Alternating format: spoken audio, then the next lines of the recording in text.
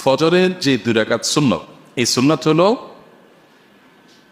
সারা জীবনের সমস্ত সুন্নত নামাজের মধ্যে সবচেয়ে গুরুত্বপূর্ণ সুন্নত। সুন্নত নামাজের যে জগৎ, এই জগতের সবচেয়ে গুরুত্বপূর্ণ সুন্নত হলো ফজরের নামাজের আগের যে 2 রাকাত সুন্নত আছে। এখন কখন পড়বেন? এর উত্তর হলো যে ফজরের সালাম ফেরানোর পরে না পড়ে সূর্য উদিত হওয়ার 15-20 মিনিট পর এশাকে নামাজ রক্ত যখন পান তখন থেকে নিয়ে আপনি যখন খুশি যখন রাগ পর্যন্ত আপনি পড়লেন, এটা হলো উত্তম। ওই সময় পর্যন্ত অপেক্ষা করে পড়তে পারলে। আর যদি মনে হয় যে না তখন আর পড়া হবে না, অনেকগুলো বাইকরাম ফজরের নামাজের পর সূর্য ওঠার আগে এর মধ্যে পড়ার অনুমতি দিয়েছেন। এটা দৈনিক আলোচনা, বিস্তারিত আলোচনা করা যেতে পারে।